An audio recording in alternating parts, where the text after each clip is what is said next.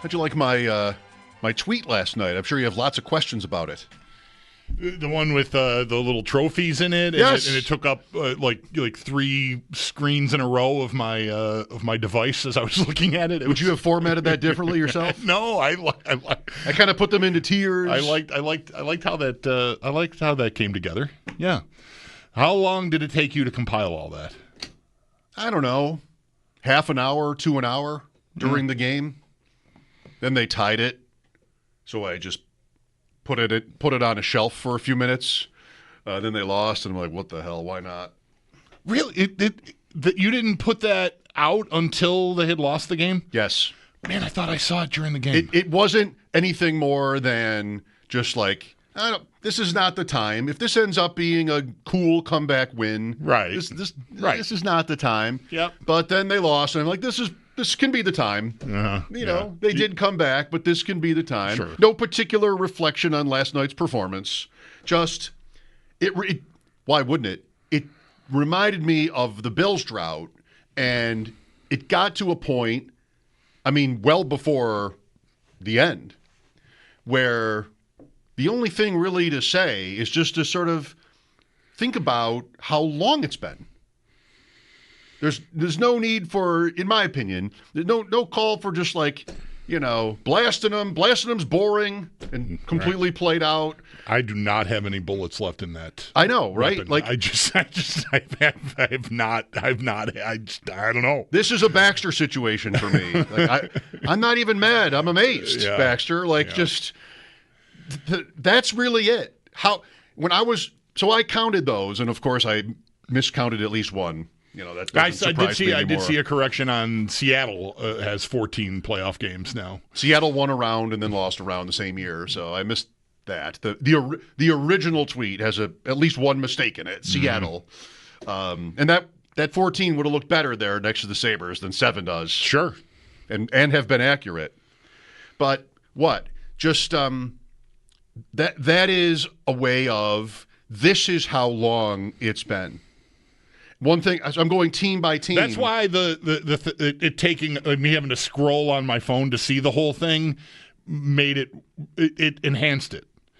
Because if the point is it's been a long time. Like this is a really long list of teams that have played playoff games since the Sabres have played a single one, and it doesn't just show up on one screen. You gotta move it to see the whole thing. Yeah, that takes some doing. Well, that's part of the point. And you know how it's going to end.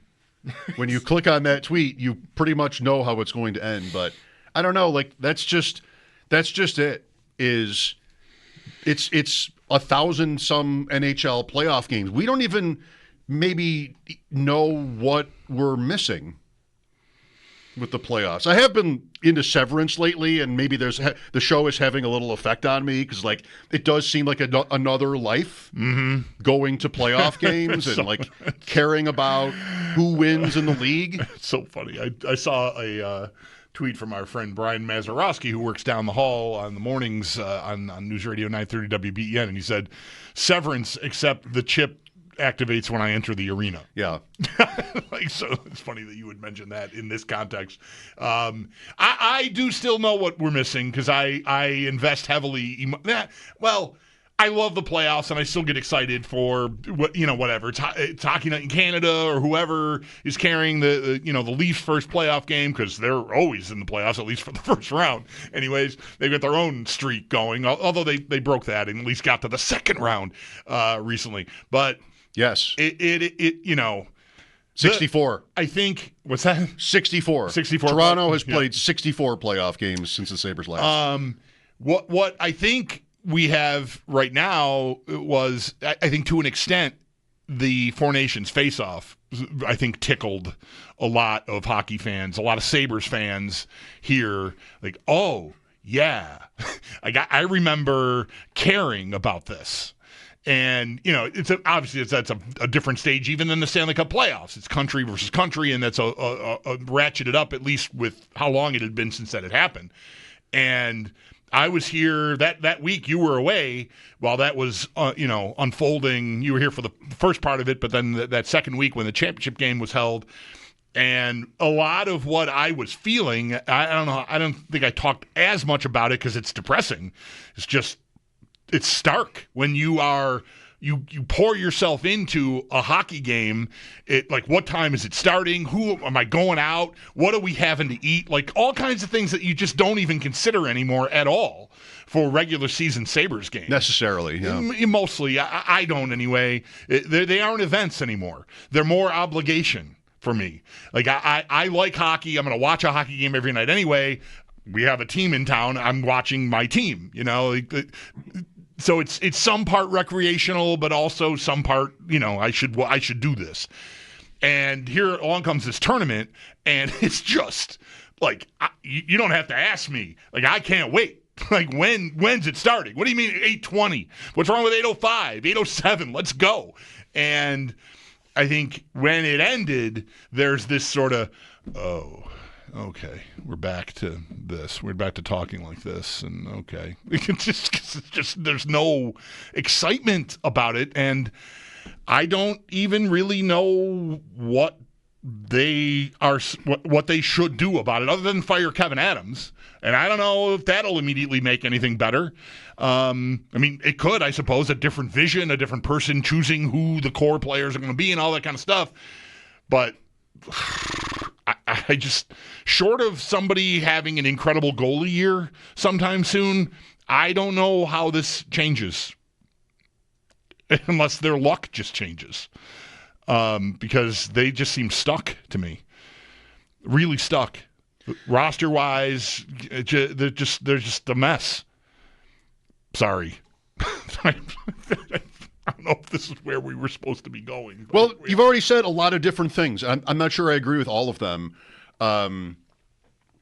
Part of this is not directly to disagree with what you said at the end there, but part of the mystery of it all is that they've always had, not always, but like since Jack anyway, they rate okay in terms of talent, Mm-hmm. And they should. You've got first overall picks. You've got, I'm fine with Power. Like, he's not this for me. Dahlin, of course, what Reinhart was, what Eichel was. These are not busts. I still look at them now and think they've got, I think they have enough good players to be a good team. Yeah, so but is that a mess? Like, that's not such a mess, It's maybe there are bigger messes, and if you have a bigger mess, like maybe the team they're playing tonight or was before picking first, Chicago. Like, if you have a bigger mess, then it was like what the Sabres were 10 years ago, which is like, okay, this is kind of exciting because I can start over. The Sabres can't exactly start over. Probably, and I'm not sure they'd want to. Mm-hmm. So that's always, I think with the Bills, the drought made sense. They didn't have great quarterbacks. They didn't have great coaches, and New England had Brady and Belichick, and you're just going to lose. You're going to finish in the middle, and that's usually what the Bills did. It wasn't fun. No, and they usually weren't where the Sabres have been often, which is last. Right, and that again comes with some juice. Last comes with juice. This doesn't. Last year didn't. 2 years ago it was close. And it was like progress that they were close. These years, the last 3 or 4, last is better. Like what to do at the deadline if you're last in the conference and you've got 20 games left or so, 24 games left. Sell. But that's not as interesting because the years of doing that have come and gone, and you don't really have the assets like you did other times, probably to pay that off as well. And even if you do, it's another round of prospects and development, and just like everybody's bored. Yeah. So that's not wrong to me, but that's the problem. Like, to me, when I say stuck, that's exactly what I mean. It's so interminably boring at this point because they should do all the things you do when you're in last place, which is sell your veterans that have any marketability at all for stuff. And Fine, finish last. Go win the lottery. We've done that, and that's not saying like another guy won't help, but it is not gonna get me to anywhere that is different than I feel right now today. It just isn't, and I don't have to be right about that. But I feel so much like a person who could have called us 10 years ago and said, hey, let me know when they're good again.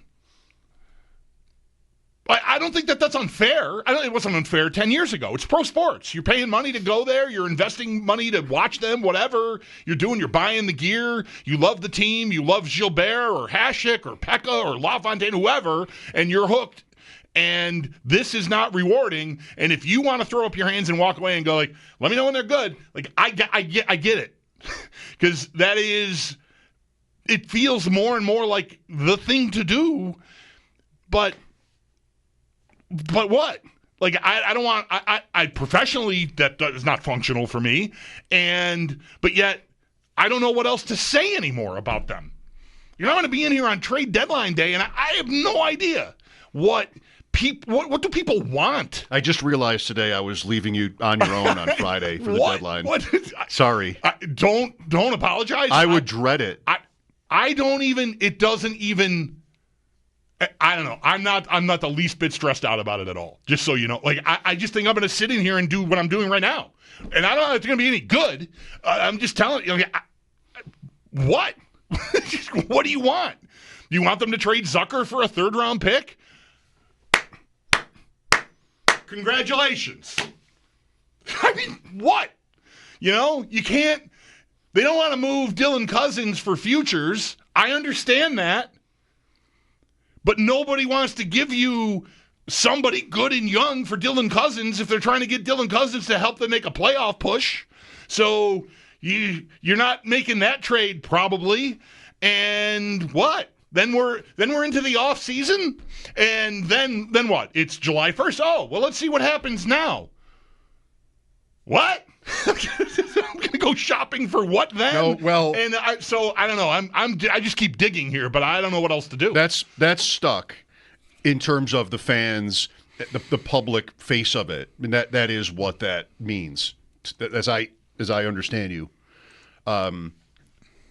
What can they do about it? They can't really change that, and maybe trading off a couple guys doesn't change that at all, like you said, and might even sort of bring the critics back out because, like, so what? You have to just settle for that. You have to live with that. The Sabres have to live with that for now. It's just, again, for me, a question of, will we have to live like this forever? Will it ever change? It's Terry.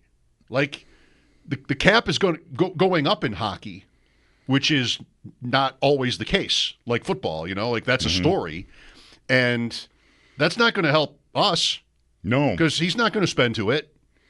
And now I feel like I'm back in 2002 or something, maybe, where not only do I not have the right group of players, but I'm going to get outspent. It's already been that way.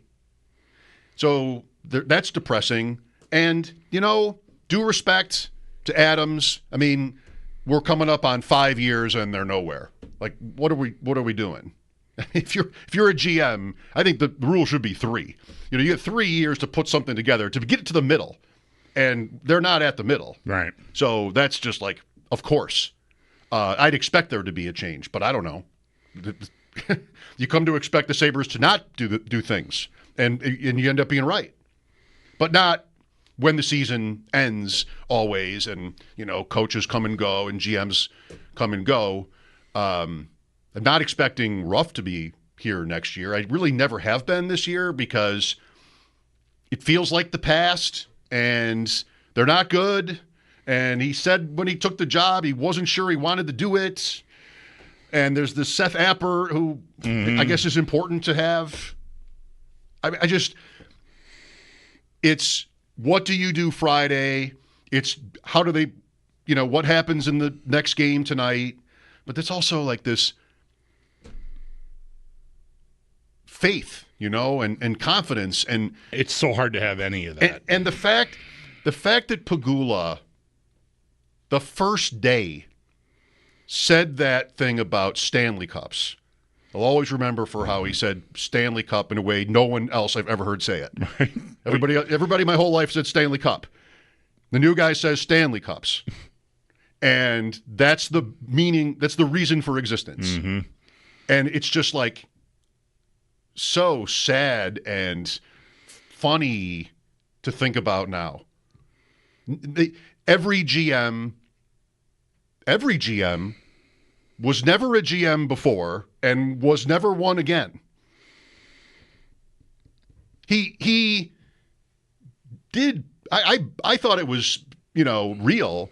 They did flirt with Mike Babcock, Mm-hmm. And Bilesma was a good fallback, I think, even to that at the time. I agree with that. He's back in the league now, but he's been out. He was out since he got fired here as a head coach anyway. So he doesn't seem like a star anymore.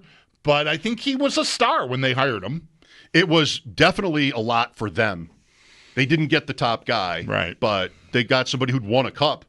And I don't know, Bowman, Muckler, they have a couple examples of that, and Bilesman was that. But even that is so long ago now. Yes. And Lindy's different because he's been in the league so long, and we sort of love him, and but he was hired because he had been the coach of the Sabres, and there was that attachment, and I just will not believe different. I think he had enough credibility for the to be the choice, but he would not have been the Hurricanes' choice if they were in the same situation, right?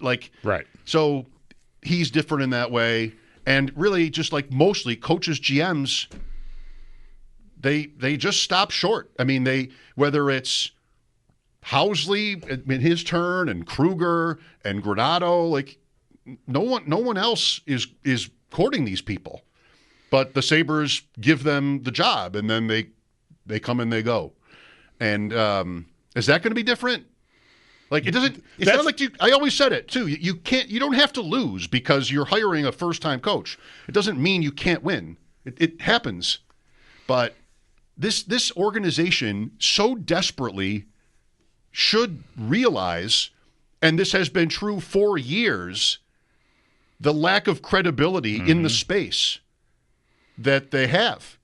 And that's how you change that. If the roster can't be fixed overnight because of different reasons, that's reality. That happens. You can't always, you're not starting over. You're not the only team that has that problem. No. Not, it's not half the league, but you're not alone. There are other teams that players aren't eager to go to, and there are other teams that have bad reputations, and other teams that have bad contracts or underperforming players with big whatever. But the credibility part, that piece, I can't know sitting here talking with you and to everyone out there how much that impacts the overall.